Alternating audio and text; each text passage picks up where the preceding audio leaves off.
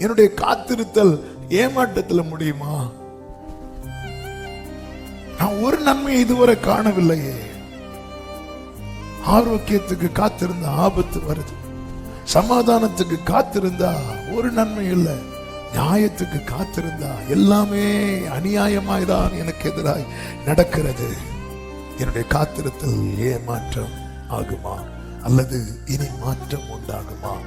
மாற்றம் வருவதற்கு வாய்ப்பு உண்டா அல்லது இவ்வளவுதானா என்ற பல கேள்விகளோடு இந்த சத்தத்தை கேட்கிற உள்ளமே, இனி மாற்றம் வரும் என்கிற ஒரு நம்பிக்கையை ஆவியானவர் இந்த நாளிலே சபைக்கு சொல்ல விரும்புகிறார்.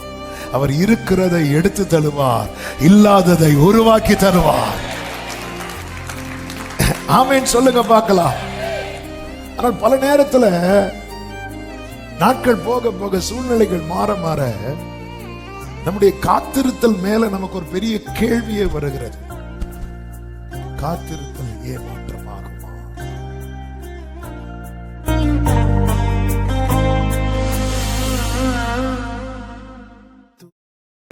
ஆமென், ஹல்லேலூயா. வேதத்தை எடுத்துக்கொள்ளும் ஏசாயா தீர்க்கதரிசன புஸ்தகம் 64வது அதிகாரம் அதனுடைய 4வது வசனத்தை வாசிக்க கேட்கலாம்.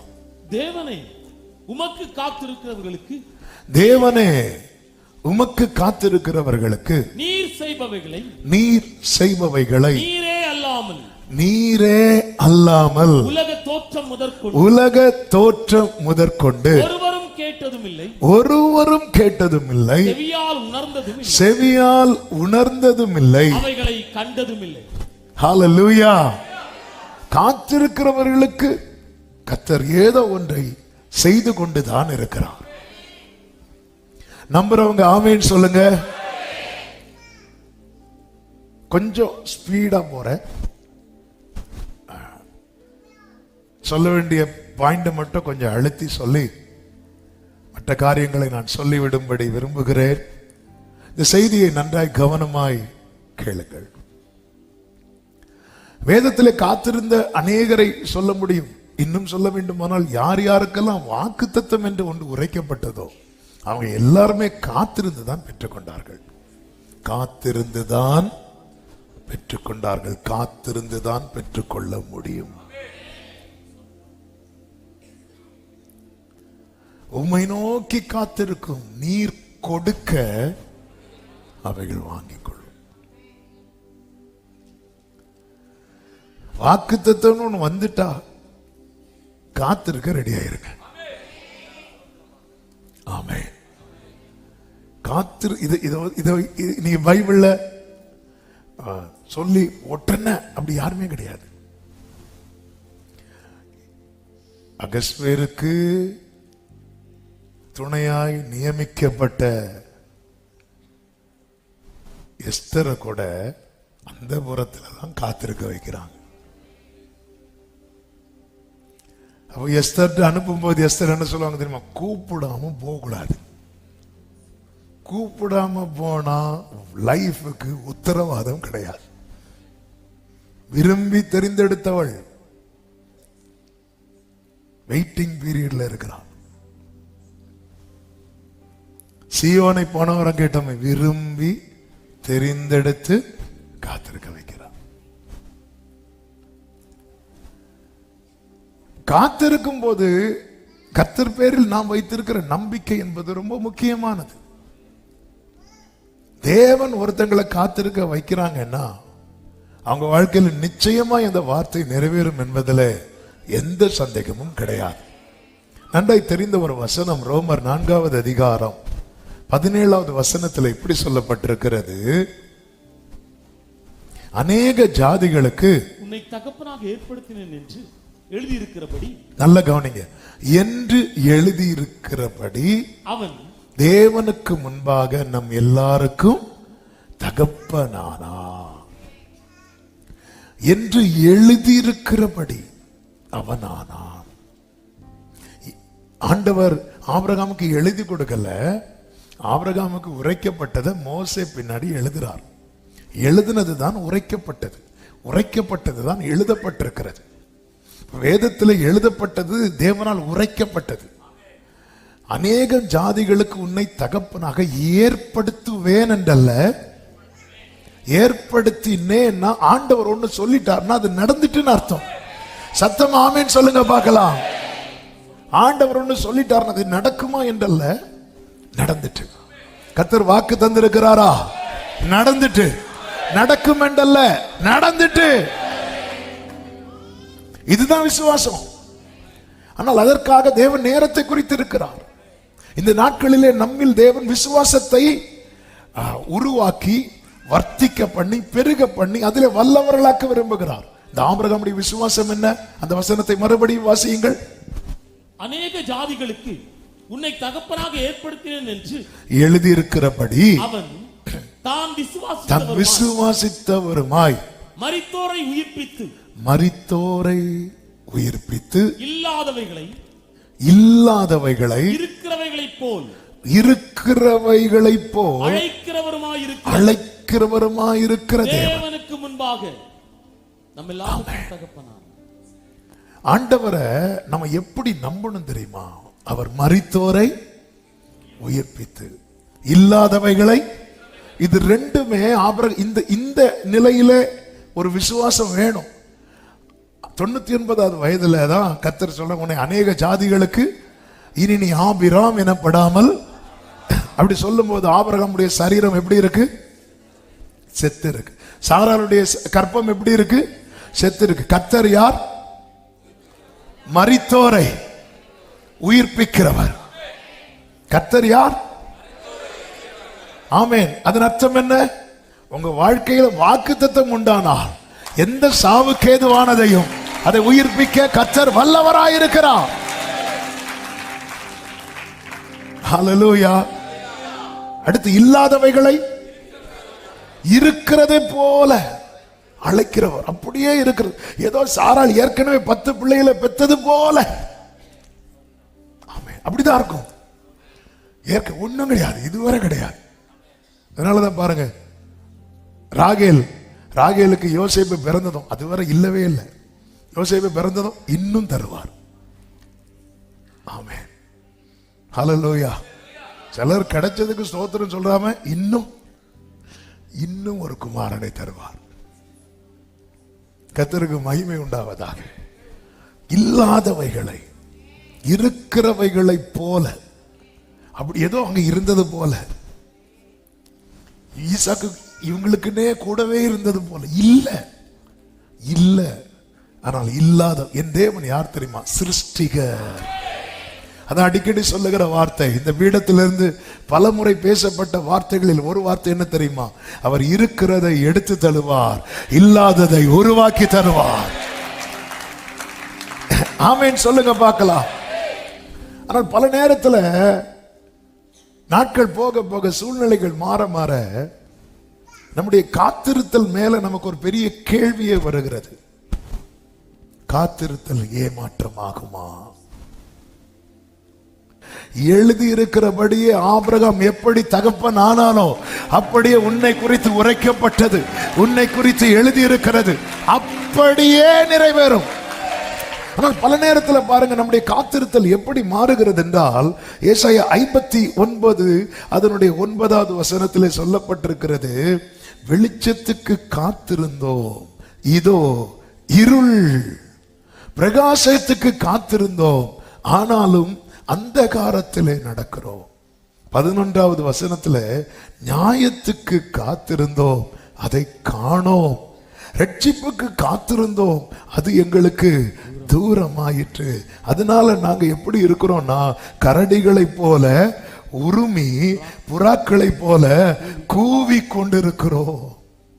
ஆரம்பத்துல துதித்து கொண்டிருந்தோம், அதன் பிறகு அமைதியா இருந்தோம்.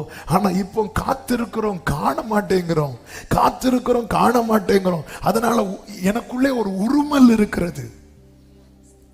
என்னை அறியாமலே என்னுடைய இருதயம் அது என்னுடைய சோல் அப்படி கத்த ஆரம்பிக்குது. என் இருதயம் உருமது உள்ள இருந்து கூவிக்கொண்டு இருக்கிறோம். ஜெபம்னு சொல்லி வாயை திறந்தாலே ஏன்பா ஏன்பா ஏன்பான்னு தான் கேட்க வந்துட்டே இருக்குது. காத்திருத்தல் ஏமாற்றமாகுமா? சொல்லுகிற செய்தியை நல்ல கவனமா கேளுங்க. எரேமியா அதே போல 14:19 எரேமியாவில் இப்படி கேட்கிறாங்க, யூதாவை முற்றிலும் வெறுத்தீரோ, சீயோன் உம்முடைய ஆத்துமாவுக்கு அரோசிகமாயிட்டோ, நாங்கள் ஆரோக்கியம் அடையக்கூடாதபடிக்கு எங்களை ஏன் அடித்தீர்? சமாதானத்துக்கு காத்திருந்தோம், ஒரு நன்மையும் இல்லை. ஆரோக்கிய காலத்துக்கு காத்திருந்தோம், இதோ ஆபத்து. அன்பு சபையே கேளுங்கள், இப்படிப்பட்ட நிலை உண்டாக கூடாது என்பதற்காகவே பல பகுதிகளிலே கர்த்தர் நம்மை உடைத்திருக்கிறார். கொஞ்சம் எழும்போது போல இருக்கும், திடீர்னு உடைப்பார்.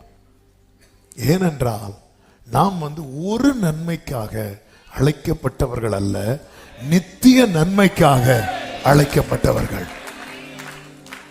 அதனாலதான் காத்திருக்கிறவர்களுக்கு தேவன் கொடுப்பது எப்படி இருக்கும் தெரியுமா? ஜீவ விருட்சம் போல இருக்கும். கர்த்தர் ஆபிரகாமை 25 வருடம் காத்திருக்க வைத்தது ஒரு ஈசாக்கை கொடுப்பதற்கல்ல, அநேகம் ஜாதிகளுக்கு தகப்பனாக்க அவனை உருவாக்கவே. எனவேதான் ஏசாயா 64:8 சொல்லப்பட்டிருக்கிறது, இப்பொழுதும் கர்த்தாவே நீர் எங்களுடைய பிதா, நாங்கள் களிமண், நீர் எங்களை உருவாக்குகிறவர், நாங்கள் அனைவரும் உமது கரத்தின் கிரியை.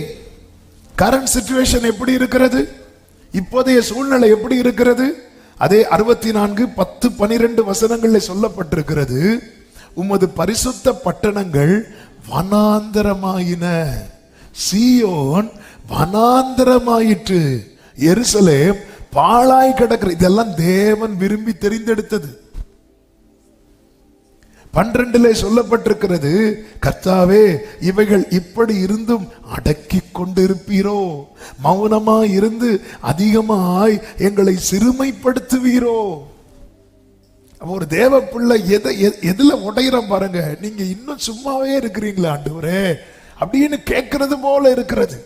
ஏனென்றால் ஆண்டவர் ஏதோ ஒன்று வனாந்தரமான பரவாயில்ல, நீர் தெரிந்தெடுத்த சீயோன், நீர் வாசம் பண்ணுகிற இது மகாராஜாவின் நகரம் என்று சொல்லப்படுகிற எருசலேமை பாருங்க ஆண்டவரே, சீயோனை பாருங்க ஆண்டவரே.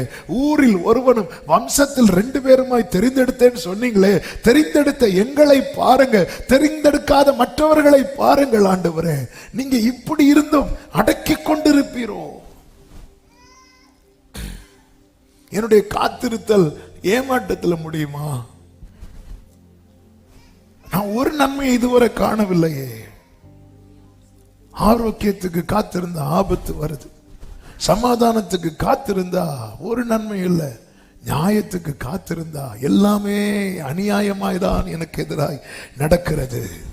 என்னுடைய காத்திருத்தல் ஏமாற்றம் ஆகுமா அல்லது இனி மாற்றம் உண்டாகுமா? மாற்றம் வருவதற்கு வாய்ப்பு உண்டா அல்லது இவ்வளவுதானா என்ற பல கேள்விகளோடு இந்த சத்தத்தை கேட்கிற உள்ளமே, இனி மாற்றம் வரும் என்கிற ஒரு நம்பிக்கையை ஆவியானவர் இந்த நாளிலே சபைக்கு சொல்ல விரும்புகிறார்.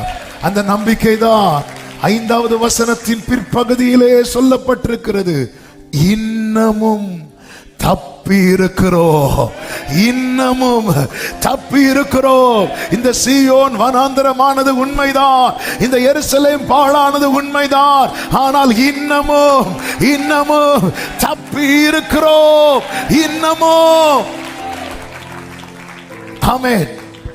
நாம் உயிரோடு இருக்கிறோம் என்றாலே, உயிரோடு இருக்கிறீங்களா?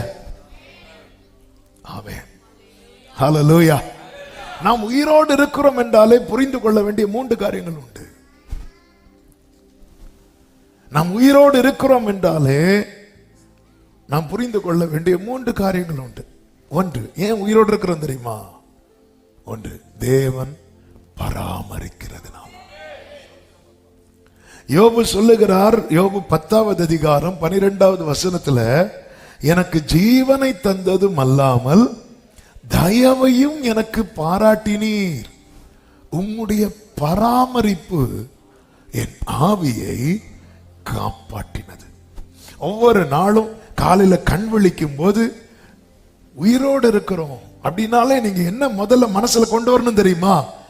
நான் என்ன செய்யப்படுகிறேன்? பராமரிக்கப்படுகிறேன். அவர் எப்படி பராமரிப்பார் தெரியுமா? எப்படி பராமரிப்பார் தெரியுமா? ஏசாயா 27:3 கர்த்தராகிய நான் அதை காப்பாற்றி அடிக்கடி அதற்கு தண்ணீர் பாய்ச்சி ஒருவரும் அதை சேதப்படுத்தாதபடிக்கு அதை இரவும் பகலும் காத்துக்கொள்வேன். ஆண்டவருக்கு நைட் டியூட்டி, இன்னொருத்தங்களுக்கு பகல் டியூட்டி கிடையாது. ஹல்லேலூயா. அதனாலதான் கர்த்தருக்கு மாத்திரம் மகிமை உண்டாவதாக. ஹல்லேலூயா. ஆண்டவர் சொல்லுவார்ல, இமைப்பொழுது என் முகத்தை மறைத்தேன். ஊழியத்தின் ஆரம்பத்தில் ஆண்டவர் அதை வச்சுதான் பாடினேன். இமைப்பொழுதும் முகம் மறைத்தாலும் என்னால் வாழ முடியாதையா, என்னால் வாழ முடியாது. பராமரிக்கிறார். எதற்காக பராமரிக்கிறார்? யோபு கிட்ட கேட்கலாமா எதற்காக பராமரிக்கிறார்னு? யோபு சொல்லுவார், எனக்கு குறித்திருக்கிறதை நிறைவேற்ற. எப்படிங்க இருக்கும்? ஆயத்தம் பண்ணி வச்சுட்டு அந்த நன்மை அடைய இல்லைன்னா, ஏங்க நம்ம ஒருத்தங்களுக்கு வீட்டுல சாப்பாடு ரெடி பண்ணி வைக்கிறோம், அவங்க வரலன்னா? ஆமென். அவர் ஆயத்தம் பண்ணுகிறார். நான் மரண இருளின் பள்ளத்தாக்கில் நடந்தாலும் பொல்லாப்புக்கு பயப்படேன்னு சொல்றார். ஏன்னா அவருக்கு தெரியுது, அவர் எனக்கு ஒரு பந்தியை ஆயத்தப்படுத்தி வைத்திருக்கிறார்.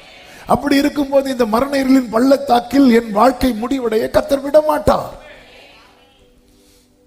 எசேக்கியா ராஜா சொல்றார், ஆண்டவரே பொழுது விடியும் போது நான் இருக்க மாட்டேன் என்று. பொழுது விடிந்து பார்த்தா ஆள் இருக்கிறார். அவர் சொல்ற, நான் என்ன சொல்லுவேன்? அவர் எனக்கு வாக்கு தந்தார், அந்த பிரகாரமே செய்தார். நாம் உயிரோடு இருக்கிறோம் என்றாலே நம்ம மனசுல முதல்ல என்ன வரணும் தெரியுமா? நான் பராமரிக்கப்படுகிறேன், அவர் என்னை பராமரிக்கிறார். இரண்டாவது நம்ம மனசுல என்ன வரணும் தெரியுமா? அவர் நமக்காக பரிந்து பேசுகிறார். லூக்கா 13வது அதிகாரம் அதனுடைய 7, 8, 9 வசனங்களை வாசியுங்கள். அப்பொழுது 6 முதல் வாசியுங்கள். அப்பொழுது அவர் ஒரு ஓமையும் சொன்னார். ஒருவன் தன் திராட்சை தோட்டத்தில் ஒரு அத்திமரத்தை நட்டிருந்தான். அவன் வந்து அதிலே கனியை தேடின போது ஒன்றும் காணவில்லை.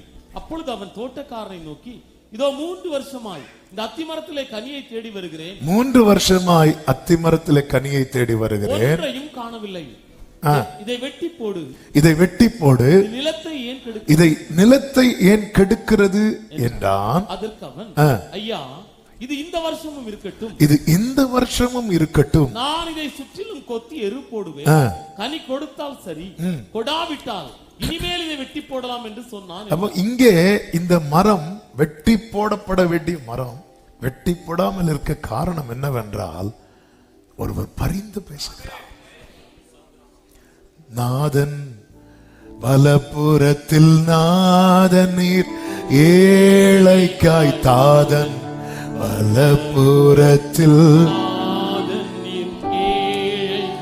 பாதம் வேண்டியே நிற்கும். நல்ல புரிந்து கொள்ளுங்கள், நான் ஏன் உயிரோடு இருக்கிறேன்? அவர் என்னை பராமரிக்கிறார். ஒரு பக்கம் பராமரிக்கிறார், இன்னொரு பக்கம் பரிந்து பேசுகிறார். பரிந்து பேசுகிறார். அதனாலதான் பிள்ளைகளே, நீங்கள் பாவம் செய்யாதபடிக்கு இவைகளை உங்களுக்கு சொல்லுகிறேன். ஒருவன் பாவம் செய்வானானால் அவர் பிதாவின் வலது பாரிசத்திலிருந்து என்ன பண்ணிட்டு இருக்கிறார்? பரிந்து பேசி கொண்டிருக்கிறார் என்று 1 யோவான் 2:1 சொல்லப்பட்டிருக்கிறது. அவர் பரிந்து பேசி எத்தனை முறை நாம் தப்பு சொல்றார், இன்னமும் தப்பி இருக்கிறோம். நம்ம எந்த அளவுக்கு நன்றியுள்ளவர்களா இருக்கிறோம். அல்லேலூயா. நன்மை ஒன்றும் இல்லாதிருந்தும் என்னையும் நேசித்தீர். ஆமே. நன்மை ஒன்றும் தெரிஞ்சவங்க பாடுங்க. எஸ். இயேசுநாதா என் ஜீவன் நானாலும் சாவானாலும் பின்பற்று. இதுதாங்க உண்மையான அர்ப்பணிப்பு. ஆண்டவர், நீங்க என்ன, ஆண்டவர் என்னையும் ஒரு பொருட்டா உங்களுக்காக யாரெல்லாம் பரிந்து பேசுவாங்க? உங்களுக்காக எத்தனை பேர் பரிந்து பேசுவாங்க? எத்தனை பேர் இருக்கிறாங்க? வீட்டுல ஃபங்க்ஷன் வைங்க, 1000 பேர் வருவாங்க. ஆனா உங்களுக்கு ஒரு பிரச்சனைனா பரிந்து பேசணும், ஜாமீனுக்கு நிக்கணும். எத்தனை பேர் வருவாங்க? எல்லா உறவுகளை சுத்தி எப்ப பாருங்க, தேடியும் காணாதிருப்பீர்கள். ஆமே. அந்த இடத்துல நிக்கிறார் இயேசு, நிக்கிறார் பரிந்து. ஐயா இருக்கட்டும், இருக்கட்டும் அப்படிங்கிறார். அவர் இருக்கட்டும், அந்த மரம் இருக்கும். அவர் இருக்கட்டும் சொன்னதுனாலதான் இருக்கட்டும், இருக்கட்டும், இருக்கட்டும். அல்லேலூயா. இருக்கட்டும், இருக்கட்டும், இருக்கட்டும். ஆமே. அல்லேலூயா. இதுல பாருங்க, இந்த இதெல்லாம் எடுக்க வருவாங்கல்ல, ஆக்கர்ல இருந்து பழைய பிளாஸ்டிக் இதெல்லாம் எடுக்கும்போது, எல்லாத்தையும் எடுக்கும்போது வீட்டில் இருக்கிறவங்க சில பொருளை பார்த்து சொல்லுவாங்க, அது இருக்கட்டும் அப்படிம்பாங்க. அப்படியே எடுப்புல அப்படியே வச்சுட்டு, அது இருந்து ஒரு பிரயோஜனம் இல்லைன்னாலும் வீட்டு ஓனர்கிட்ட இருந்து இது இருக்கட்டும்னு ஒரு ஆர்டர் வந்துட்டுன்னு வைங்களேன், அது தொட மாட்டாங்க. அது அங்கதான் இருக்கும். பிரியமான கர்த்தருடைய பிள்ளைகளே, அவர் இருக்கட்டும்னு சொன்னதுனாலதான் இன்னமும் தப்பி இருக்கிறோம். தீங்கொன்றும் அணுகாமல், தீபம் அணையாமல், திருக்கரம் கொண்டென்னை ஆதரித்தீர். தீங்கொன்றும் அணுகாமல், திருக்கரம் கொண்டென்னை ஆதரித்தீர். என்னையா இவ்வளவாய் நீ நேசித்தீர். ஆமென். என்னையா glory உண்மையாய் ருசித்தவங்க கைகளை உயர்த்தி, மானேசம் நீர் காண்பிக்க உம் அன்பு கிணை இல்லை, உம் அன்பு கிணை. நாம் ஏன் உயிரோடு இருக்கிறோம்னா அவர் பராமரிக்கிறதுனால, அவர் பரிந்து பேசுகிறதுனால, மூன்றாவது அவர் பாதுகாக்கிறதுனால. ஆமென். ஏசாயா 65வது அதிகாரம் அதனுடைய 8வது வசனத்திலே இப்படி சொல்லப்பட்டிருக்கிறது. கர்த்தர் சொல்லுகிறது என்னவென்றால், ஒரு திராட்சை குலையில் ரசம் காணப்படும் போது அதை அழிக்காதே, அதிலே ஆசீர்வாதம் உண்டென்று சொல்லுகிறபடி நான் என் ஊழியக்காரர் நிமித்தம் அழிக்காதபடி செய்வேன். கைகளை உயர்த்தி ஆமென் சொல்லுங்க மகன். ஒரு திராட்சை கொலையில ரசம் காணப்படும் போது அதை அழிச்சிடாத, அதுல ஆசீர்வாதம் உண்டு. தலைக்கு கீழே கல் எடுத்து படுத்த ஆபிரகாம், யாக்கோபு, ஆண்டவர் அவனை பார்த்து என்ன சொல்ல தெரியும்? உனக்குள்ளும் உன் சந்ததிக்குள்ளும் பூமியில் உள்ள சகல வம்சங்களும். glory. உங்களுக்கு உங்களை குறித்து நம்பிக்கை இருக்கா? ஆமென். ஏன் அழிக்காம வைத்திருக்கிறார்? இதற்குள்ள இன்னும் அநேகருக்கு ஆசீர்வாதமா இருக்கக்கூடிய ரசத்தை கர்த்தர் வைத்திருக்கிறார். எனக்குள்ள ஆசீர்வாதமான ரசத்தை கர்த்தர் வைத்திருக்கிறார் சொல்றவங்க நல்ல கைகளை தட்டி ஹalleluya, ஹalleluya. ஆண்டவர் ஏன் உயிரோடு வைத்திருக்கிறார்? யாக்கோபு இரத்த சாட்சியாய் மரிக்க காரணமானவன் ஏரோது, அவனை தாக்கினார். ஸ்தேவான் இரத்த சாட்சியாய் மரிக்க காரணமானவன் பவுல், அவனை தூக்கினார். ஆமென். ஏன்? அவனுக்குள்ள ரசம் இருக்கு. அநேகருக்கு ஆசீர்வாதமான ரசம் இருக்கு. ஆண்டவரே நீர் பட்சபாதம் உள்ள தேவன் அல்லவே, நீர் ஏரோதை அடித்து அவன் புழு புழுத்து செத்தது போல இந்த பவுலை அடிக்கணுமே. இல்ல, அவன் என்னை மகிமைப்படுத்தும்படியான ரசம் அவனுக்குள்ளே இருக்கிறது. ஓ க்ளோரி! கர்த்தர் பாதுகாக்கிறார், கர்த்தர் பாதுகாக்கிறார்.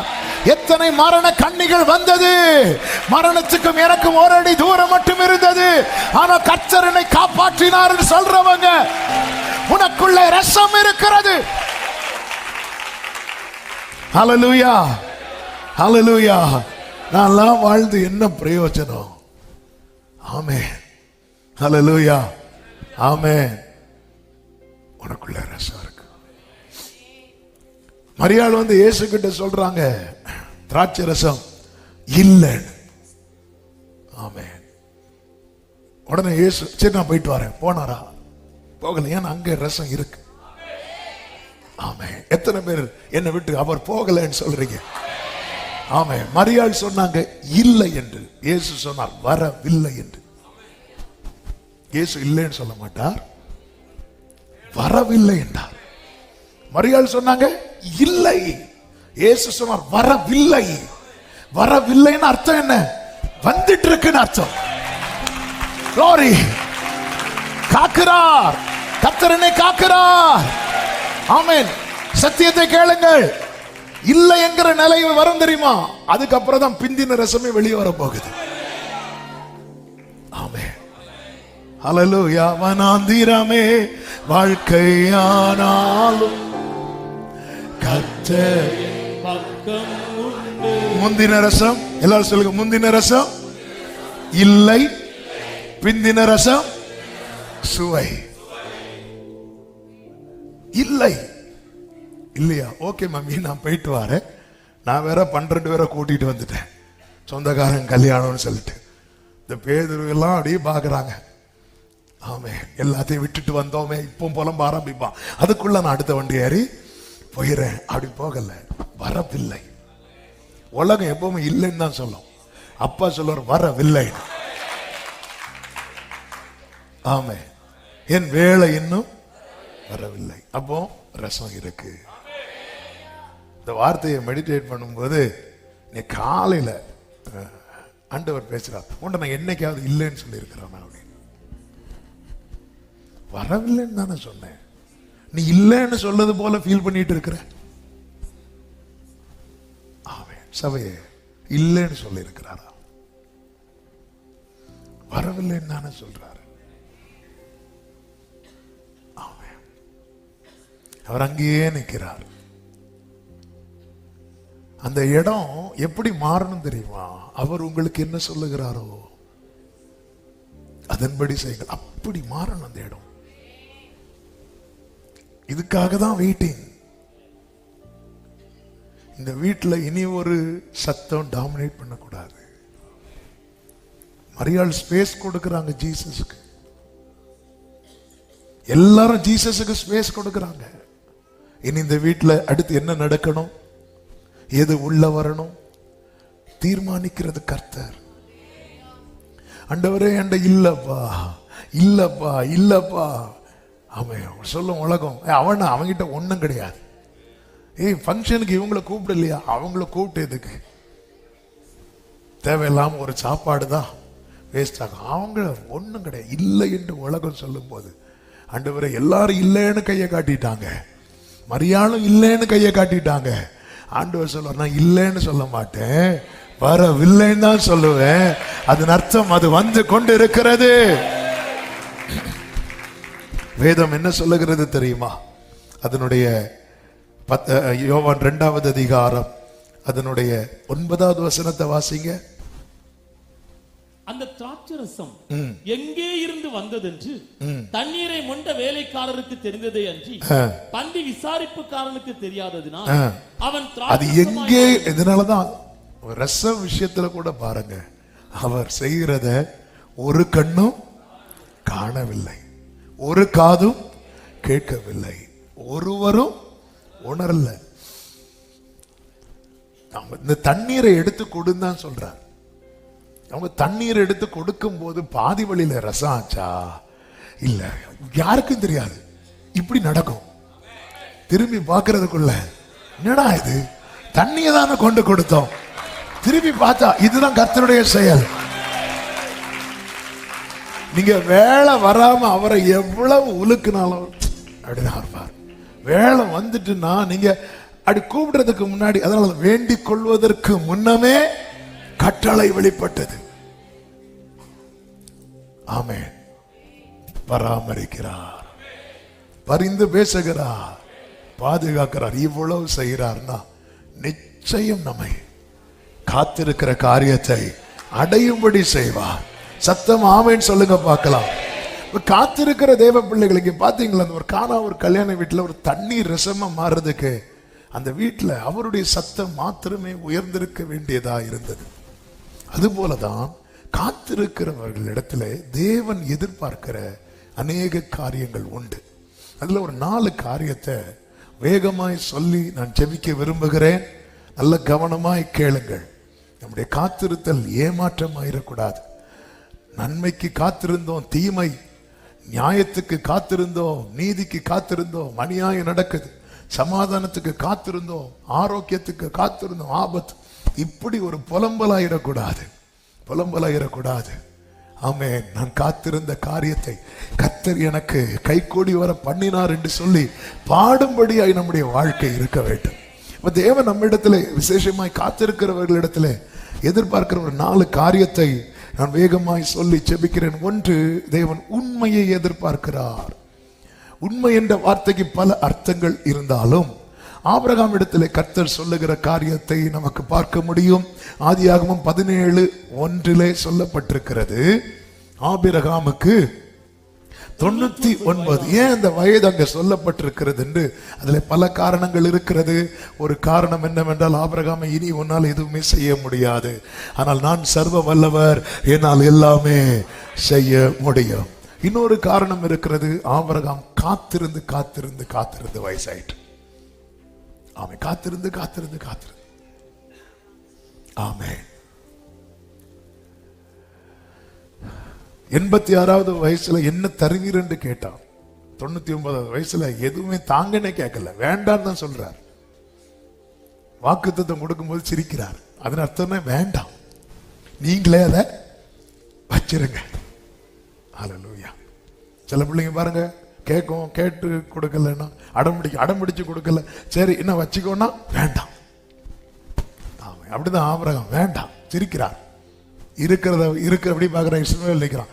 இஸ்மவேல் உமக்கு முன்பாக, இந்த இஸ்மவேல் மேட்டர் தான் 13 வருஷம் பேசாம ஆயிட்டேன், திருப்பியா நீ கொண்டு வராத.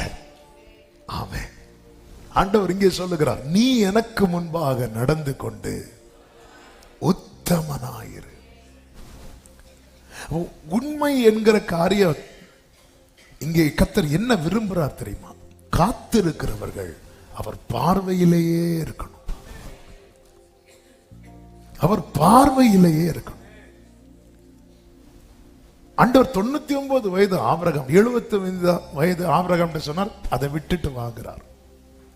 86 வயது ஆபிரகாம் சொல்றார், உன் கூடாரத்தை விட்டு வெளியே வாங்குறார். 99 வயது ஆபிரகாம் சொல்றாரு, உத்தமனாயிரு அப்படிங்கிறார். எனக்கு முன்பாக நீ ஆகார் மேட்டரை உன் லைஃப்ல கொண்டு வருவதற்காக என்னை விட்டு போயிட்ட. ஆண்டவர் பார்வையை விட்டு போய்விட்டான் என்பது அடையாளம் என்ன தெரியுமா? அந்த காரியத்தை அவன் ஆண்டவர்கிட்ட வைக்கவே இல்லை. ஆண்டவர்கிட்ட வச்ச ஆண்டவர் எஸ் சொல்லுவார், நோ சொல்லுவாரா? சொல்லுங்க, நோ தான் சொல்லுவார். அதனாலதான் நமக்கு தெரியும் எந்த காரியத்துக்கு ஜெபம் பண்ணணும், எந்த காரியத்துக்கு ஜெபம் பண்ணக்கூடாது நமக்கு தெரியும். ஆண்டவர் பார்வையில வைக்காம நம்ம எந்த ஒரு காரியத்தை நடப்பித்தாலும் நம்ம பார்வையை விட்டு அகன்று விட்டோம் என்ற அர்த்தம். அதன் அர்த்தம் அந்த உண்மையிலிருந்து விலகிட்டோம். 86 வயசுல கர்த்தர் பிராமிஸ் பண்ணார். 99 வயசு வரை அது இன்னும் தள்ளி போகுது. அதாவது தேவனிடத்தில் கேட்காமல் என் விருப்பத்தையும் எனக்கு சரின்னு தோன்றதையும் நான் ஆண்டவர்கிட்ட வைக்காம நான் செய்யறேன்னா நானே என்னை எஜமானாக்கி விட்டேன் என்று அர்த்தம். நம்முடைய விருப்பத்தை செய்வதற்காகவே வழி விலகி போகிறோம். யாக்கோபை குறித்த செய்தியில் இதை நம்ம டீட்டெயிலா கடந்த ஆண்டுல கேட்டோம். கண்டிப்பா உங்களுக்கு மறந்திருக்கும். ஆண்டவர் யாக்கோபை சந்திக்கிறார். எங்க போகணும்னு தெரியாம மாமா வீட்டுக்கு போகணும்னு அனுப்பியாச்சு. எத்தனை இடத்துல கேட்டு விசாரிச்சுட்டு போகணும் தெரியுமா? நம்ம கூகுள் மேப் போட்டாலே தப்பா கொண்டு விடுது. இது போனும் கிடையாது, லெட்டரு கிடையாது, அட்ரஸ் கிடையாது. இந்த ஊர்ல இருக்கிறோம் அவ்வளவுதான். அப்ப விசாரிச்சுட்டு தான் போகணும். இவர் வெளியே போய் பழக்கமும் கிடையாது. இவருக்கு கிச்சனை விட்டா பெட்ரூமை விட்டா ஹாலை விட்டா கிச்சன், இதை தவிர வேற ஒண்ணுமே தெரியாது. நேர போறாரு. தலைக்கு கீழே ஒரு கல் எடுத்து வைக்கும் போது கர்த்தர் காண்பித்து கொடுக்கிறார். மேல வானத்திலிருந்து கீழே பூமி வர ஒரு ஏணி வைக்கப்பட்டிருக்கிறதை காண்பித்து கொடுக்கிறார். ஆண்டவர் சொல்றாரு, அதுல நிறைய மெசேஜ் இருக்கிறது. அதுல ஒரு மெசேஜ் என்ன, இங்க பாருப்பா, இந்த பூமியிலிருந்து வானம் வரைக்கும் எனக்கு பாதை போட தெரியுது பாரு. உன் வாழ்வின் பாதை என் கையில் இருக்கிறது. ஆண்டவர் இந்த மெசேஜை கொடுக்கும் போது அவர் எழும்பி தாவீது யாக்கோபு சொல்ற, நான் போகும் இடத்தில் இல்லாம நீர் என்னை காப்பாற்றி. நான் எங்க போனோம்னு கேட்கல. ஏன்னா அவர் மனசுல ஒரு தீர்மானத்தோட வந்திருக்கிறார். எங்க போகணுமோ அங்கதான் போவேன். ஆனா நான் ஆராதிப்பேன் ஆண்டவரே, இந்த இடம் எவ்வளவு பயங்கரமா இருக்கிறது. ஆண்டவர் இந்த இடத்துல நான் வருவேன், இதை நான் தூணாக்குவேன், இங்கே நான் ஆராதிப்பேன். அதோட முடிந்து நான் போற இடத்துல என்னை காப்பாற்றுங்க. இந்த இடத்துல என்ன கேட்டிருக்கணும், நான் எங்க போகணும் ஆண்டவரே.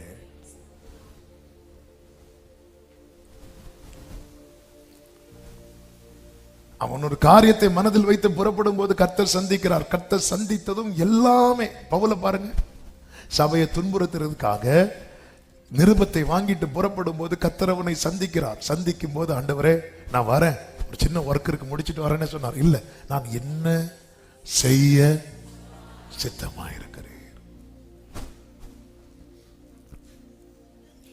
இந்த யாக்கோபை குறித்து வேதம் சொல்லுகிறது, கர்த்தர் இவ்வளவு பேசினதுக்கு அப்புறமும் ஆதியாகமம் 29:1 சொல்லப்பட்டிருக்கிறது, யாக்கோபு பிரயாணம் பண்ணி கீழ்த்திசையாரின் தேசத்தில் போய் சேர்ந்தான் என்று சொல்லப்பட்டிருக்கிறது. கீழ் திசையை நோக்கி ஒருவனுடைய பிரயாணம் ஆண்டவரிடத்திலிருந்து போகிறது என்றாலே அது யாருடைய வழி தெரியுமா? காயினுடைய வழி.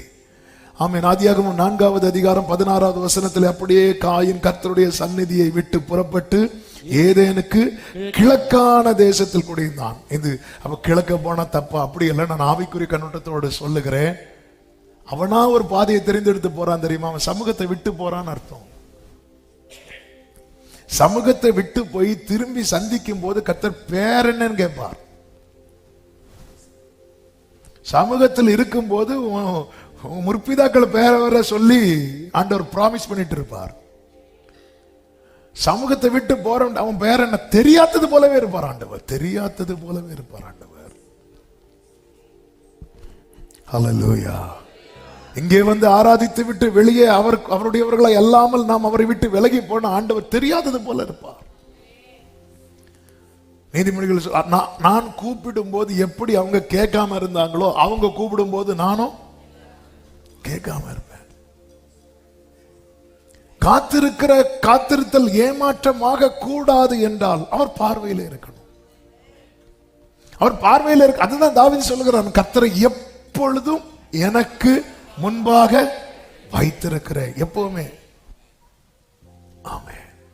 ஹல்லேலூயா. சில பார்த்திருக்கீங்களா, ஸ்பீடா நடப்பாங்க, அதுல ஒரு பைபிள் இருக்கும், சிலர் வந்து ஒரு போட்டோ வச்சிருப்பாங்க, சிலர் ஒரு சிலுவை வச்சிருப்பாங்க, ஸ்பீடா நடப்பாங்க. அது கிட்ட வந்தோன்னே ஸ்லோ ஆயிட்டு இன்னும் ஒரு பயபக்தி. ஏன்னா கரெக்டா அந்த ஆங்கிள் தான் ஆண்டவர் இருக்கிறார், இப்படியே பார்த்துட்டு இருப்பார்.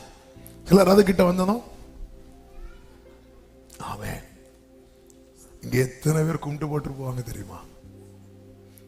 நீங்க எத்தனை பேர் எங்கெல்லாம் கும்பிட்டு போடுறீங்க? ஒருத்தங்களை பார்த்தேன் வழியில. ஆமென். எப்பொழுதும் சில பாருங்க, ஏதாவது ஒண்ணு பேசணும்னு வரும்போது வெளியே வா பேசும், அது நல்லது, இங்க இருந்து பேசக்கூடாது. ஆனா அதே நேரத்தில் நம்ம என்ன நினைச்சிட்டு போறோம் தெரியுமா? இங்க இருந்து பேசினா ஆண்டவருக்கு கேட்கும். இந்த 4 சுவரோட பரலோக நெட்வொர்க் முடிஞ்சிட்டு வெளியே போனா கேட்காது. ஏன்னா சவுண்ட் ப்ரூஃப். நம்ம அப்படி நினைச்சிட்டு இருக்கிறோம். அதனாலதான் அந்த எலியேசர் மேட்டரை உள்ள கொண்டு வந்தார் ஆபிரகாம். ஏன்னா அப்ப பார்வையில் இருந்தார். ஆகார் மேட்டரை உள்ள கொண்டு வரல, ஏன்னா விலகி இருந்தார். எரேமியா 2வது அதிகாரம் 31வது வசனத்தில் சொல்லப்பட்டிருக்கிறது, சந்ததியாரே, நீங்கள் கர்த்தருடைய வார்த்தையை சிந்தித்து பாருங்கள். நான் இஸ்ரவேலுக்கு வனாந்திரமும் காரிருளான பூமியுமாக இருந்தேனோ, காரிருளான பூமியுமாக இருந்தேனோ, பின்ன ஏன் என் ஜனங்கள், பின்ன ஏன் என் ஜனங்கள், நாங்களே எஜமான்கள், நாங்களே எஜமான்கள், இனி உம்மிடத்தில் நாங்கள் வருவதில்லை என்று சொல்லுகிறார்கள். இனி உம்மிடத்தில் நாங்கள் வருவதில்லை என்று சொல்லுகிறார்கள். நாங்களே எஜமான்கள். நமக்கு எஜமான் யார்? Who is your master? உன்னுடைய எஜமான் யார்? உங்க எஜமான் யார்? அவர் அப்பான்னு சொல்றோம், எஜமானா வைத்திருக்கிறோமா? எஜமான், மாஸ்டர். ஒரு எஜமான் இருக்கிறாருன்னா அவர் சொல்படிதான் செய்யணும். இல்ல நாங்களே எங்களுக்கு எஜமான். இதுதான் என்ன செய்கிறது தெரியுமா? காத்திருக்கிறவருடைய காத்திருத்தல் ஏமாற்றத்தை நோக்கி போய்விடக் கூடாது என்பதற்காக பரிசுத்த ஆவியானவர் இந்த காலை வேளையிலே பேசிக் கொண்டிருக்கிறார். நம்முடைய எஜமான் யார்? நீங்க கீழே படிச்சீங்கன்னா தெரியும். 36வது வசனத்தை பாருங்கள். நீ உன் வழியை மாற்றி மாற்றி, நீ உன் வழியை மாற்றி மாற்றி இவ்வளவாய் விலகி போகிறது என்ன? நீ அசீரியாவினால் வெட்கப்பட்டது போல எகிப்தினாலும் வெட்கி போவாய். வழியை மாற்றி மாற்றி விலகி போறது காரணம் என்ன? இங்க வானா, இல்ல எங்களுக்கு தெரியும். ஏன்னா நாங்க தான் எங்களுக்கு எஜமான்.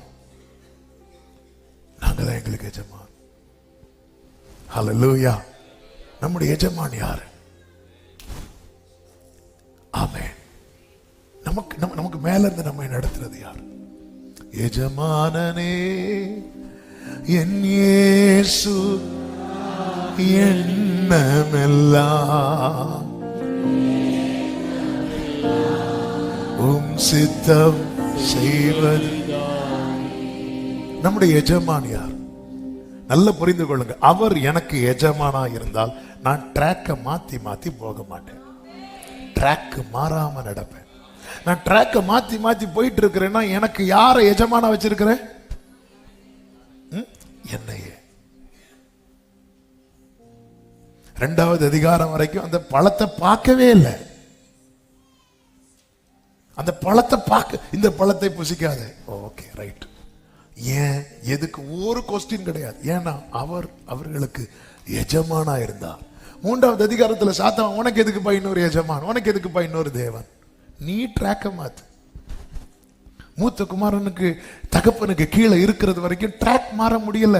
எனவேதான் தன் ஃப்ரெண்ட்ஸு கூட ஹாப்பியா இருக்கிறதுக்கு ஒரு மட்டன் பிரியாணி போடுறதுக்கு அப்பா கிட்ட போய் பெர்மிஷன் கேட்கிறான். அப்பா நோன்ட்டார். இவ்வளவுக்கும் தகப்பன் 2 பேருக்குமே சொத்தை பிரிச்சு கொடுக்கிறார். இளையவனை விட மூத்தவனுக்கு தான் ஜாஸ்தியா இருக்கும். அப்படி இருந்து அப்ப அவனுக்கு தான் எல்லாமே, என்னுடையது எல்லாம் எல்லாம். அப்ப அப்பா கிட்ட கேட்காமலே ஆடை அடிச்சிருக்கலாம். அவன் வருத்தத்தை பாருங்க. என் நண்பர்கள் கூட இருக்கிறது ஒரு ஆட்டுக்குட்டியை கூட நீங்க தரல. அவன் ஆளு கேட்டு இருக்கிறார் நிறைய. அவர் நோன்ட்டாரு. இன்னைக்கு ட்ரீட் கேன்சல். இன்னைக்கு நீ ட்ரீட் வை, எங்க அப்பா கிட்ட கேட்கிறேன். எல்லாத்துக்கும் இந்த வளர்ந்ததுக்கு அப்புறம் அப்பா கிட்ட போய் கேட்டு இருக்கிறாங்க. இளையகுமாரன் அப்படி இல்லை. ட்ரீட்டோ ட்ரீட். கடைசியில் அவனுக்கு மெயின் டிஷ்ஷே தவிடு. அதுவும் கிடையாது. நீ அதை காண்பாய், புசிக்க மாட்டாய். ஆமே. அவனுக்கு நீ யாருக்குனாலும் ட்ரீட் வைக்கலாம். ஆமா. அப்படி இல்லை. நமக்கு எஜமானியா. அதனால கர்த்தர் என்ன சொல்லுகிறார்? 37வது வசனத்தை வாசியுங்கள். நீ உன் கைகளை தலையின் மேல் வைத்து கொண்டு இவ்விடத்திலிருந்து புறப்பட்டு. இதுதான் வெட்கத்தோட. ஐயோ அடி எப்ப தெரியுமா? இப்படி ஒரு நிலைமை தேவனை ஆராதிக்கிற காத்திருக்கிற ஒருவருக்கும் வரக்கூடாது. இப்படி தலையில கை வச்சு ஐயோ எல்லாம் போச்சு, அப்படி வரவே கூடாது. ஏனெனில் உன் நம்பிக்கைகளை, உனக்கு நம்பிக்கை இல்லைன்னு சொல்லல, உன் நம்பிக்கைகளை கர்த்தர் வெறுத்திருக்கிற. காத்திருக்கிறோம்னால நம்பினதுனால தானே காத்திருக்கிறோம். அந்த நம்பிக்கையை கர்த்தர் நேசிக்கணும். அந்த நம்பிக்கையை கர்த்தர் வெறுத்திடக்கூடாது. அந்த நம்பிக்கையை கர்த்தர் வெறுத்திடக்கூடாதுன்னா நான் ட்ராக்கை மாத்தி மாத்தி இருக்கக்கூடாது. சண்டே ஒரு ஆளா, மண்டே இன்னொரு ஆளா, டியூஸ்டே இன்னொரு ஆள், இப்படி இருக்கக்கூடாது. இப்படி இருந்தா அந்த நமக்கு நம்பிக்கை ஹெவியா தான் இருக்கும். கர்த்தர் தருவார், கர்த்தர், அந்த நம்பிக்கை மேல கர்த்தருக்கு ஒரு வெறுப்பு வந்துடும். எப்படி இருந்தாலும் என் விசுவாசம் போதும், விசுவாசம் போதும் வெறுத்துருவார். அந்த நம்பிக்கையை வெறுக்கிறார். அவைகளால் உனக்கு காரியமாய்க்காது. நீ ஒரு நம்பிக்கை வச்சிருக்கிறல்ல, நம்பினா போதும் காரியம் நடக்கணும், நடக்காது அப்படிங்கிறார். இதை படிக்கும் போது ஆண்டு 2 சம்பவத்தை நினைவில் கொண்டு வந்தார். ஒன்று ஓப்பனி பினேகாஸ், இன்னொன்று சகரியா. இந்த ஓப்பனி பினேகாஸ் பாருங்க, நம்பிக்கை வைத்தாங்க. எது மேல தெரியுமா? உடன்படிக்கை பெட்டி மேல. முதல் யுத்தத்துல பெலிஸ்தியர் கை ஓங்கினதும் 2வது ரெடி ஆகுறாங்க. யுத்தம் பண்ண போகாம வீட்டுல இருந்திருக்கலாம்ல, இல்ல, உடன்படிக்கை பெட்டியை கொண்டு வா. அவ்வளவு நம்பிக்கை. இந்த உடன்படிக்கை பெட்டியை கொண்டு போய் முன்னாடி போனா ஜெயிச்சிருவோம் நம்பிக்கை. முன்னாடி நிக்கிறாங்க, வீட்டுல ஒளிந்து இருக்குல்ல, முன்னாடி நிக்கிறாங்க. ஓப்பனி பினேகாஸ் முன்னாடி நிக்கிறாங்க. அவங்க என்ன நம்பிக்கை வச்சிருக்கிறாங்க. ஆமென். இஸ்ரவேலர்கள் எல்லாம் பின்வாங்கி போனாங்க. பின்னாட்கள்ல நமக்கு தெரியும், தாவீது மட்டும் தான் போனார். தாவீது வைத்த அதே நம்பிக்கையை தான் அப்ப இவங்களும் வச்சிருப்பாங்க. முன்னாடி நிக்கிறாங்க, நம்பிக்கை ஸ்ட்ராங். ஆனா அந்த நம்பிக்கையை கர்த்தர் வெறுத்தார். ஏன்னா இவங்க ட்ராக் சரியில்லை. விசுவாசம் இருந்தா போதும், விசுவாசம் இருந்தா போதும். பாதை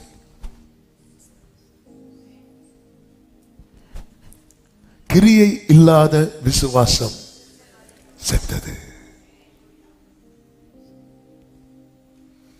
எவ்வளவு நம்பிக்கை வச்சிருப்பாங்க ஃப்ரெண்ட்ல. அதுவும் யுத்தம், இந்த வீடு காண போகல, யுத்தத்துக்கு போறாங்க. ஆமா, உயிரோடு இருந்தா திரும்பி வருவாங்க.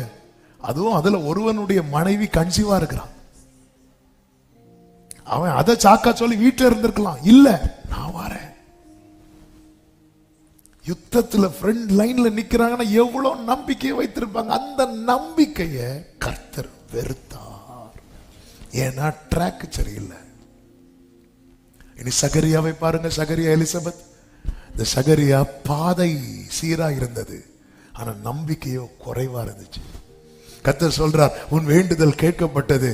சகரியா, எலிசபெத் உங்களுக்கு ஒரு குமாரனை கொடுப்பார், யோவான் பேர் வை. உடனே சகரியா சொல்றான், ஐயோ நான் கிழவன் அப்படிங்கிறான். அவனுடைய நம்பிக்கை ஸ்ட்ராங் இல்லை, ஆனாலும் கர்த்தர் கொடுத்தார். உன் விசுவாசம் ஸ்ட்ராங்கா இருந்து உன் பாதை சரியில்லைன்னா, அதே நேரத்தில் உன் பாதை சரியா இருந்து உன் விசுவாசம் கொஞ்சம் குறைவா இருந்தாலும் கர்த்தர் செய்ய நினைத்தது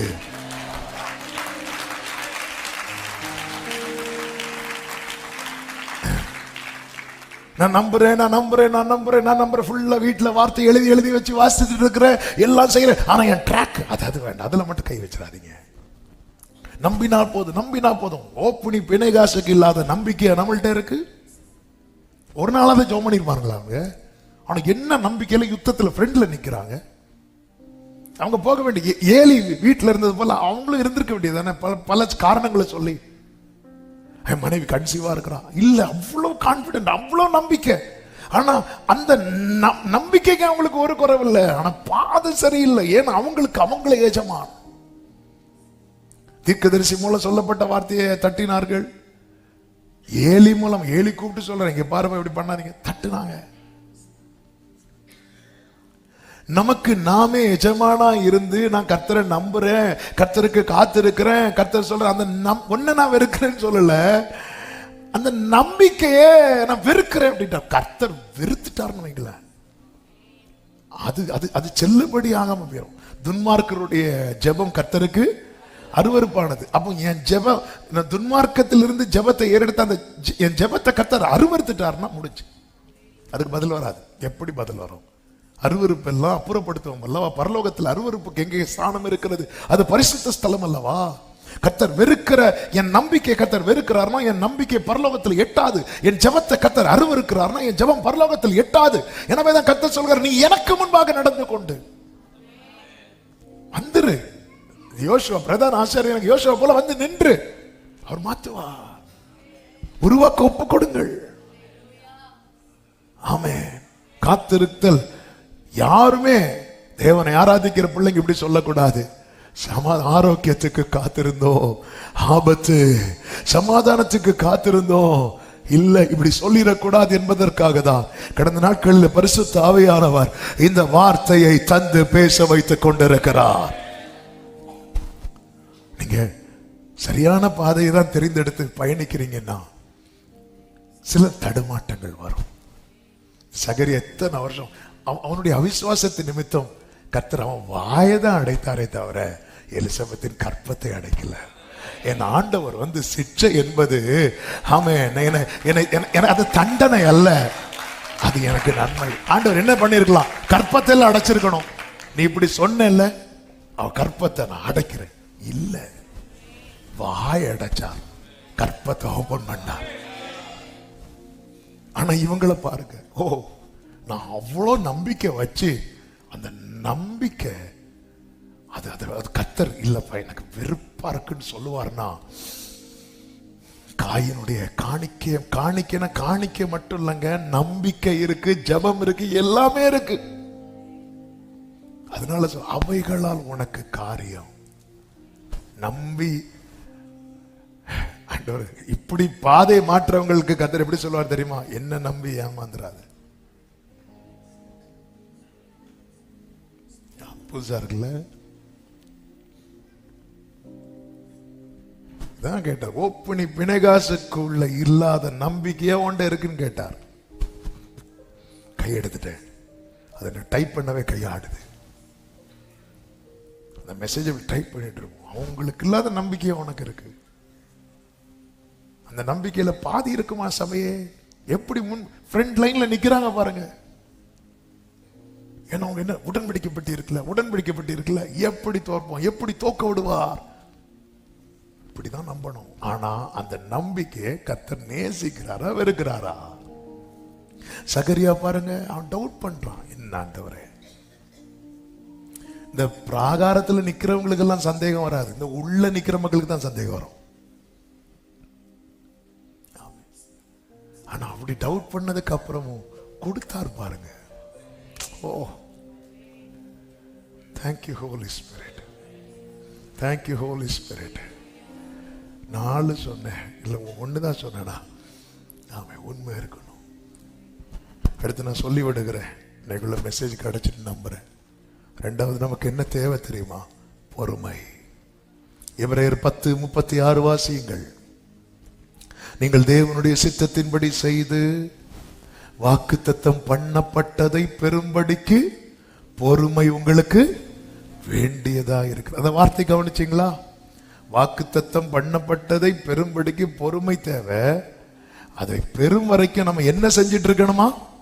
தேவனுடைய சித்தம். அப்ப என்ன இந்த பொறுமை என்பது எதுக்கு தெரியுமா? என்ன கம்ப்ளீட்டா அவருடைய சித்தத்துக்கு உட்பட்டவனாய் மாட்டுவதற்கு. அப்ப நான் வெயிட் பண்ணணும். நான் இன்னும் மாறல,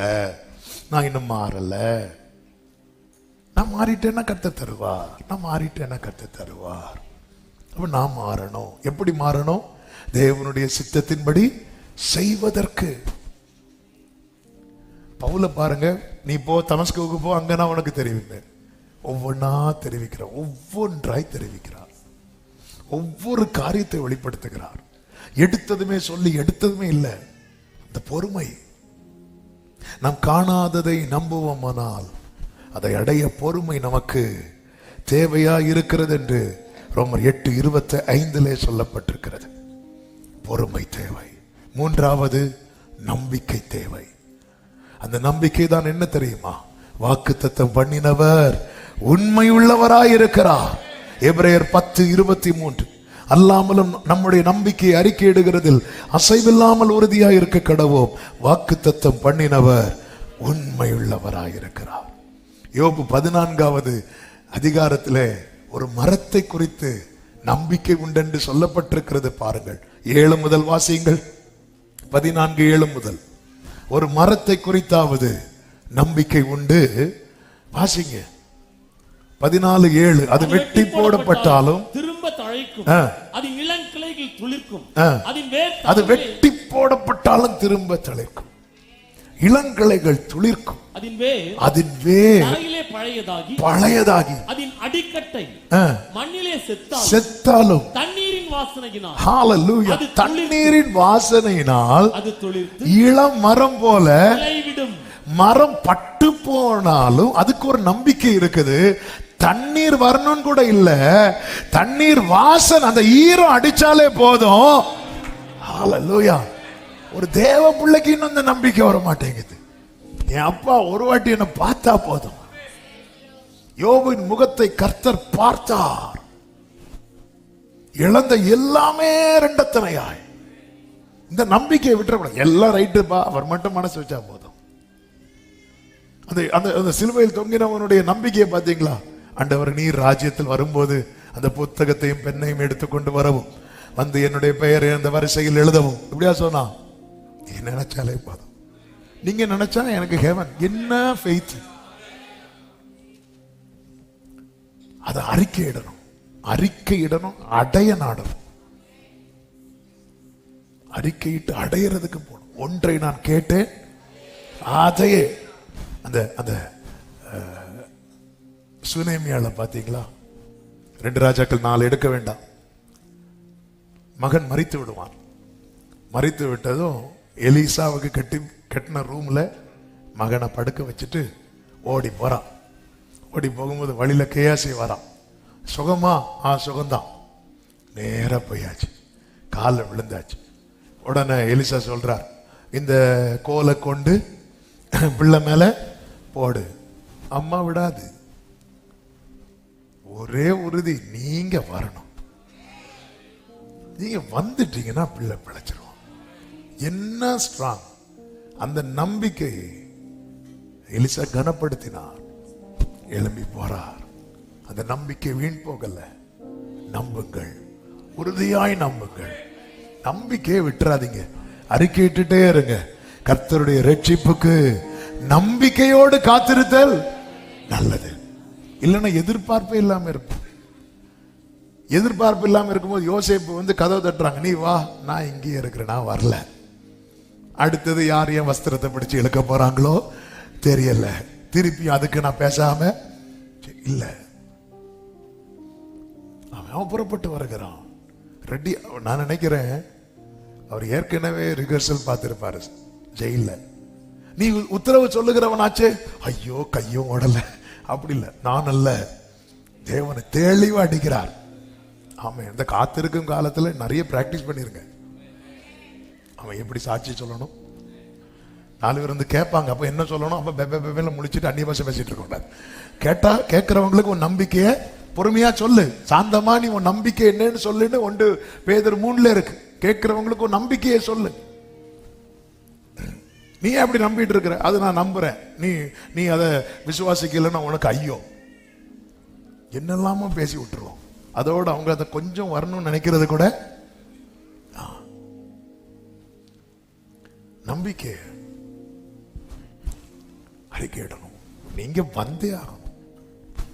4வது ரொம்ப முக்கியமான காரியம் என்ன தெரியுமா? சதையான இருதயம் தேவை. ஆமீன். வரல? எசேக்கியேல் 36வது அதிகாரம் 26 முதல் நீங்கள் பார்க்கும்போது 26ல உங்களுக்கு நவமான இருதயத்தை கொடுத்து உங்கள் உள்ளத்திலே புதிதான ஆவியை கட்டளையிட்டு கல்லான இருதயத்தை எடுத்து சதையான இருதயத்தை உங்களுக்கு கொடுப்பேன் அப்படிங்கிறார். இப்படி கொடுத்ததுக்கு அப்புறம் அவர் சொல்றாரு, அதனுடைய 33 முதல் வாசியுங்கள். கர்த்தராகிய ஆண்டவர் சொல்லுகிறது என்னவென்றால், நான் உங்கள் அக்கிரமங்களை எல்லாம் நீக்கி உங்களை சுத்தமாக்கும் காலத்திலே பட்டணங்களில் குடியேற்றி வைப்பேன். அவாந்தரமான ஸ்தலங்களும் கட்டப்படும். பாழாக்கப்பட்ட தேசம் கடந்து போகிற யாவருடைய பார்வைக்கும் பாழாய் கிடந்ததற்கு பதிலாக பயிரிடப்படும். பாழாய் கிடந்த இத்தேசம் ஏதேன் தோட்டத்தை போல ஆயிற்று என்றும், அவாந்தரமும் பாழும் நிர்மூலமாயிருந்த பட்டணங்கள் அரணிப்பானவைகளும் குடியேற்றப்பட்டவைகளுமாய் இருக்கிறது என்றும் சொல்லுவார்கள். அடுத்த வார்த்தை, கர்த்தராகிய நான் நிர்மூலமானவைகளை கட்டுகிறேன் என்றும் பாழானதை பயிரிலமாக்குகிறேன் என்றும் அப்பொழுது உங்களை சுற்றிலும் உள்ள மீதியான ஜாதிகள் அறிந்து கொள்வார்கள். நல்ல கர்த்தராகிய நான் இதை சொன்னேன். சொன்னதை செய்யணும்னா கர்த்தர் சொல்றார், உன் இருதயம் மாறணும் அப்படிங்கிறார். இந்த கல்லான இருதயம், கல்லான இருதயம் கட்டினம். ஆண்டவர் எதை விரும்புகிற புதிய உடன்படிக்கை என்ன தெரியுமாங்க? கர்த்தர் வார்த்தை எங்க எழுத விரும்புகிறார்? உள்ளத்தில் எழுத விரும்புகிறார். இதுக்கு முன்னாடி வார்த்தை எங்க எழுதி கொடுத்தார்? கல்லில் எழுதி கொடுத்தார். அப்போ புதிய உடன்படிக்கை என்னன்னு அவர் எங்க எழுதுறார்? உள்ளத்துல. உள்ளத்துல எழுதுறான்னு பார்த்தா அங்க என்னதான் இருக்கு? ஆண்டவர் சொல்ற, நான் ஏற்கனவே எழுதிட்டேங்கிறார். இப்போ வார்த்தை எழுதுனதானே நடக்கும். எழுதுறதுக்கு முன்னாடி வேலை இருக்கு. பேப்பர் வேணும்ல, பென்னு ரெடி, எழுதுறவரும் ரெடி, பேப்பர் ரெடி இல்லை. எக்ஸாம் ஹாலில் வெயிட் பண்ணிட்டு இருப்போம். பெல் அடிச்சதும், மேடம் பேப்பர். பேப்பர்லாம் இல்லப்பா, காத்துல எழுதிட்டு போ அப்படியே சொல்லுவாங்க. இல்ல, பேப்பர் எல்லாமே ரெடி, எல்லாமே ரெடி. ஆண்டவர் சொன்ன, நான் பழைய உடன்படிக்கை பண்ண வரல, உன் கூட புதிய உடன்படிக்கை பண்ண வந்திருக்கிறேன். பழைய உடன்படிக்கை நான் கல்ல எழுதுனேன், இப்ப நான் உள்ளத்தில் எழுத வந்திருக்கிறேன். கல்லான இருதயத்தை எடுத்து. ஆமென். இந்த ஆபரேஷன் பண்ண விட்டு கொடுக்கணும், அக்செப்ட் பண்ணணும். ஆண்டவர், எனக்குள்ள என்ன இருதயம் இருக்கிறது? எனக்குள்ள நான் எனக்குள்ள சொல்லுவேன், நீங்க ஆமா இல்ல என்ன நல்லா புரிந்து கொள்ளுங்க. ஏங்க, ஒருத்தங்களை பார்த்து சிரிச்சா பிரச்சனை சால்வ் ஆயிரும்னா சிரிக்கிறதுல என்னங்க குறைஞ்சு போயிரும்?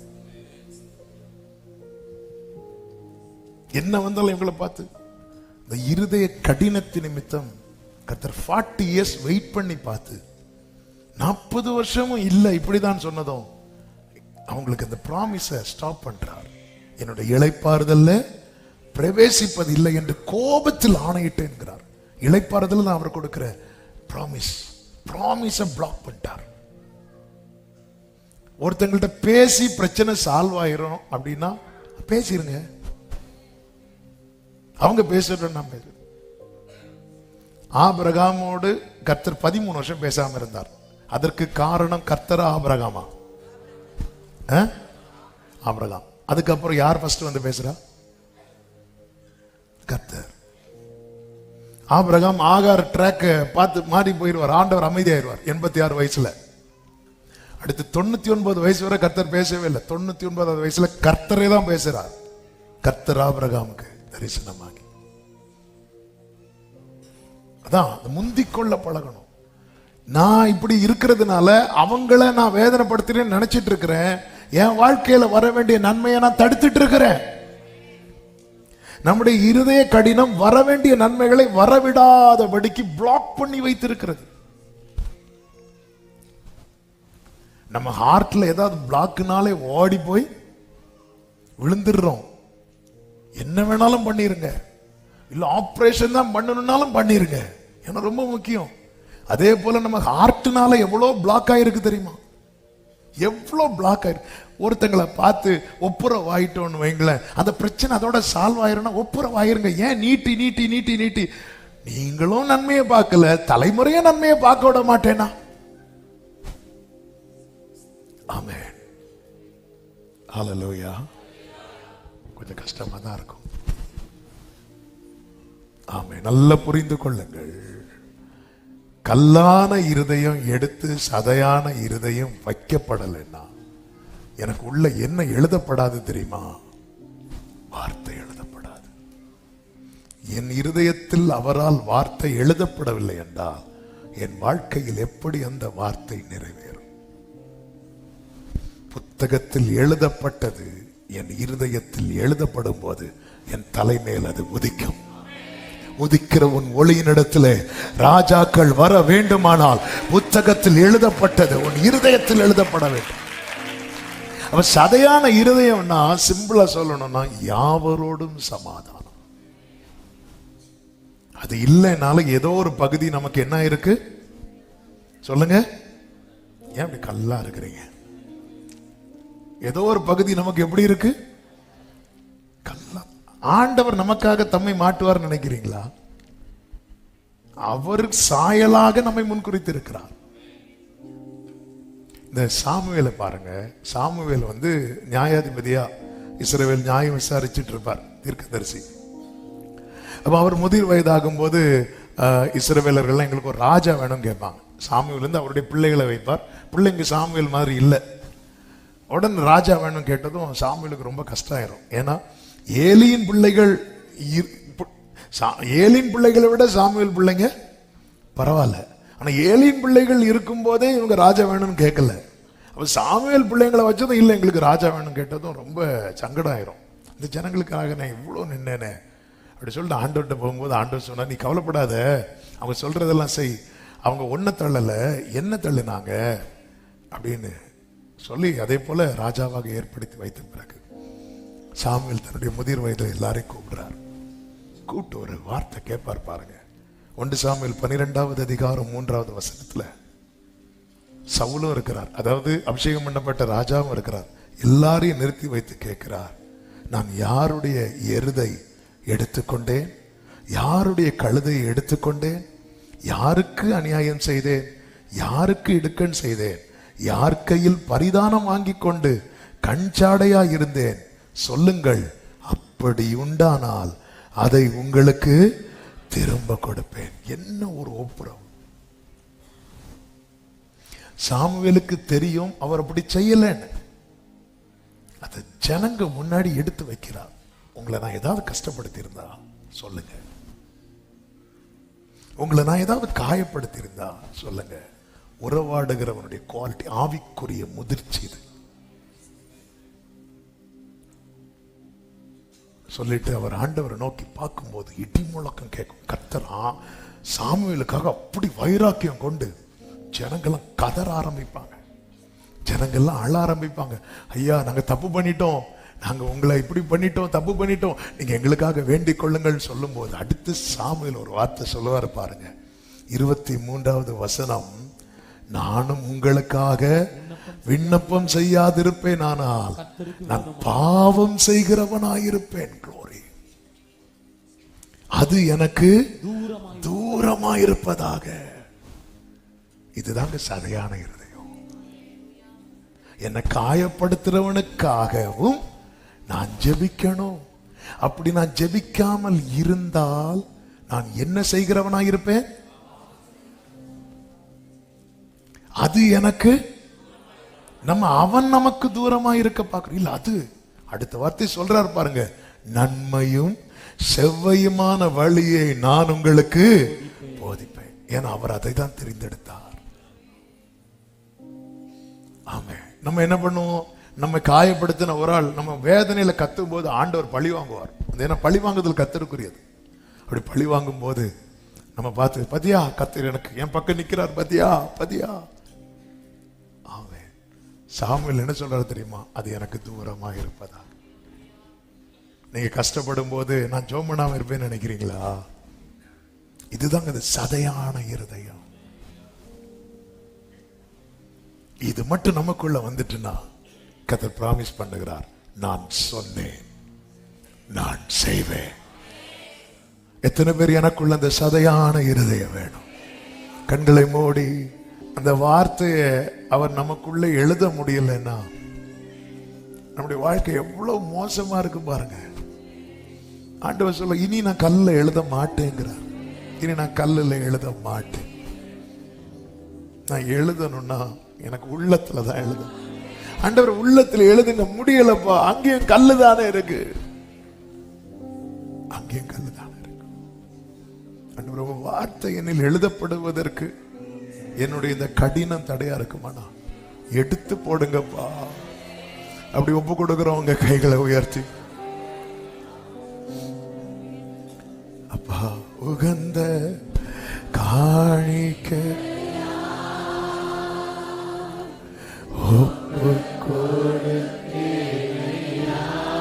சுகந்த வாசனையாய்